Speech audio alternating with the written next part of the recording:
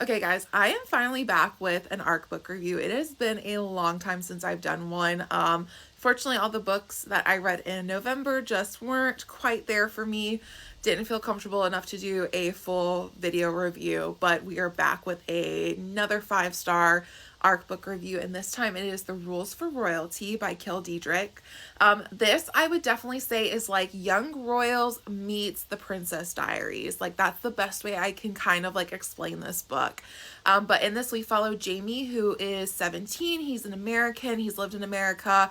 He is very well aware that his mother is not his biological mother. He was adopted when his biological mother passed away. He doesn't know much about like her or who his father is, but when he turns 17, he is told that he is the basically son of a king in a European country called Mittenor, and his father would like for him to come, to the castle in the kingdom and learn about, being royalty and being a prince. This was apparently like a long-standing discussion amongst all the adults in his life. That 17 was when they were going to drop this bomb on him. So he heads with his mother and his stepfather to Mittenor to meet his father. We also have a second prince, Eric, who is from a northern European kingdom, and he is kind of brought in to help teach Jamie how to be a prince. So these two kingdoms are very different in how their royalty are. In Eric's kingdom, we see his grandmother, who is a queen. She's very strict and stringent. She really wants to stick to tradition and like the way that things are traditionally done.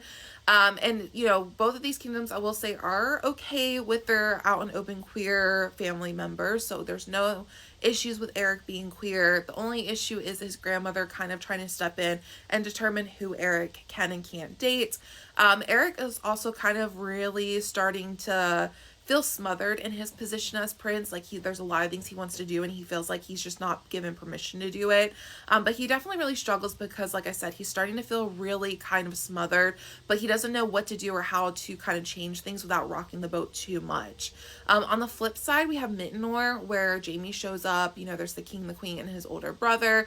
You might think that there might be some issue or drama around, this long lost love child basically showing up, but there really isn't. The queen, she opens up her arms. She's one of Jamie's like biggest supporters. His older brother, we don't see a lot in the book because he's kind of away for the summer, but when we do see him, he definitely takes on that big brother role, really enjoys having Jamie around. But we see in Mittenor that the king and queen actually like each other. The whole family just enjoys being around each other, and it's kind of a culture shock for Eric when he gets there, because he keeps expecting like things that have happened to him to happen there, and it's just not happening. So we definitely see a lot of like growth and development and change for both of these characters. Obviously, Jamie going from just like a random American citizen to now like the prince of a country. And then we also see Eric really starting to realize like maybe he can actually change the path and the way that his life is going.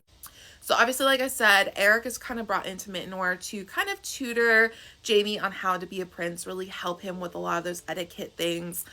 They are both close in age. They're both 17. They are both queer. So it's not just a prince etiquette thing, but it's also how to navigate being a prince while being queer. They have a great friendship that slowly turns into more.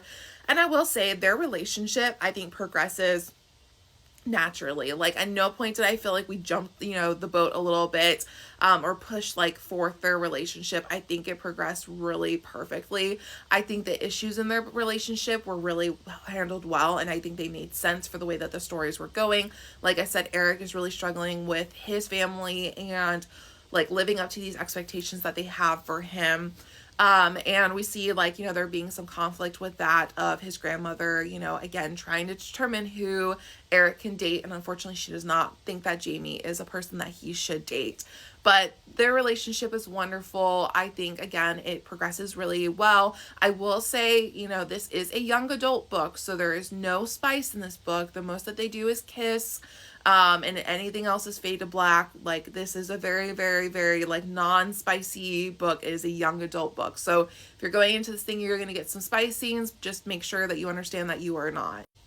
Now, obviously, Jamie is having a large transition, like I said. But we also see his friends. He has a really amazing friend group back in the States. including one best friend who she basically is an up and coming artist. They drop her first single right, during all of this. But we start to see some sort of, like conflicts and issues where his friends are there to support Jamie during all of this, but you can also tell that they are very much struggling with it. His best friend, she kind of gets upset that she feels like Jamie's kind of, not paying as much attention, doing things without asking her first. We have another friend who accidentally spills the secret of Jamie, because at the beginning of the book they are trying to keep this a secret of his identity. I will say though, there's no really big drama with his friends. I think just like that typical like transitioning into a new reality with one of your friends in a friend group of, okay, now we have this friend who is royalty, so things that we may have like just talked about openly with friends or family or new strangers on the street, we kind of can't talk about. And then also just understanding that your friend is a little bit more popular than you are now just because of the nature of his position. I think all the conversations with his friend group were perfect. You could definitely tell that this was like a tight-knit group who, no matter what, no matter what's going on, no matter how frustrated they get with each other, they're going to always be there to, back each other up. Even his best friend, when they're in the midst of a fight, when he calls her and is like, I really need someone to talk to, she immediately is like, okay, set aside, my issues for the moment. Like, this is what we're going to do. I'm going to be here for you, which I loved. I feel like sometimes, especially in YA books, we kind of just like build drama with friends and then it just kind of blows up, and it just adds a little bit more. So I'm glad Cale Dietrich didn't do that as much with this book. I think the whole book was amazing. I absolutely loved it. I'm a huge fan of The Princess Diaries and Young Royals. And like I said, it really gave me that vibe of like both of them kind of mixed together. I think if you liked either of those, you're going to really love this book. It's super fun. It's a quick read. I did listen to the audiobook. I was given an arc of the audiobook. I think that was perfect. If you want to dive into the audiobook, I had no issues with either of the narrators.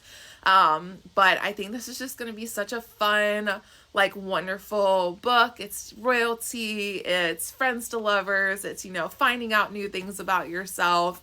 It's definitely a really big coming of age book, and I absolutely enjoyed it. Now this book does come out on Tuesday, December 10th.